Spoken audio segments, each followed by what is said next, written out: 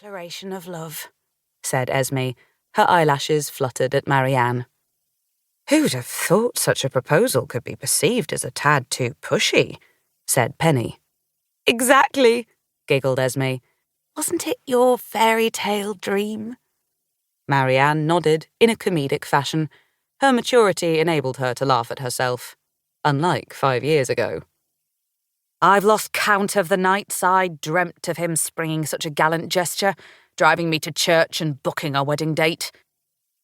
Locking himself inside your car and performing a one-man sit-in for 8 hours while you pleaded with the vicar was a definite cry for help," said Penny.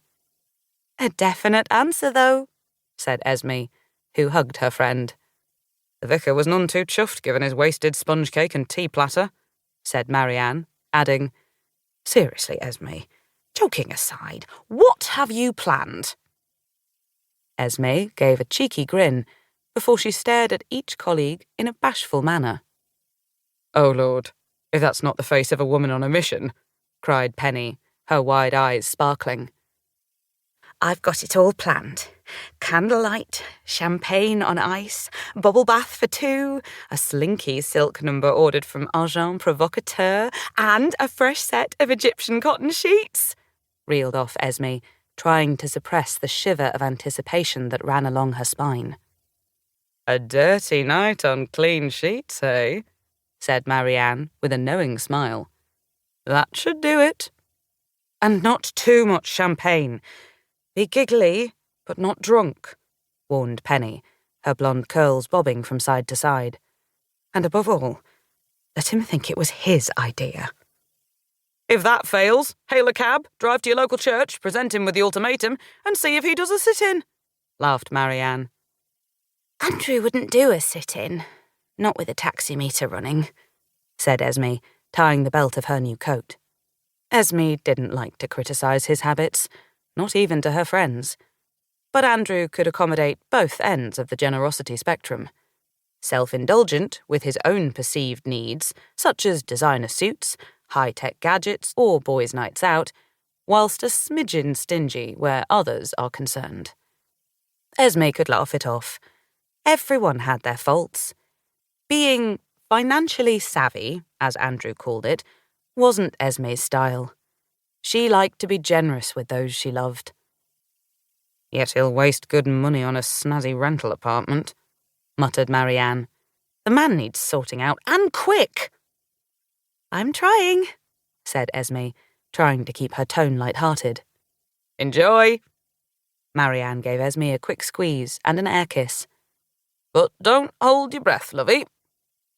"Enjoy your weekend, whatever happens, okay?"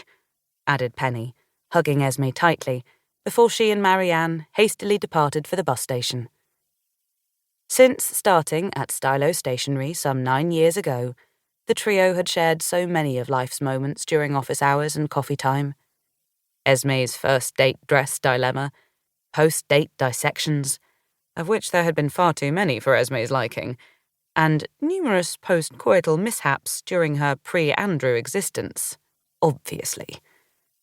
Since meeting Andrew, Esmé's daily chatter had been the detail of their 7-year love story, the occasions, the memories, and the day-to-day routines.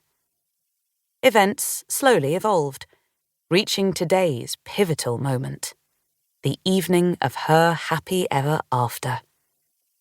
Come Monday, if tonight goes well, the 3 colleagues would be sharing celebratory drinks after work in a local bar. How exciting! But first, tonight.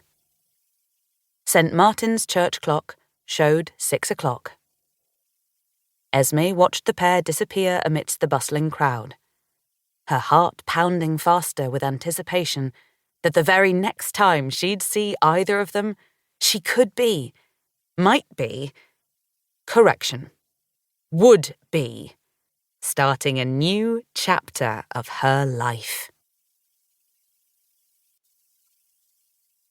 Chapter 2. Esmé did her usual quick-step routine through the city's pedestrian area towards the far side of the city and home. Or, as Marianne called it, the snazzy rental apartment.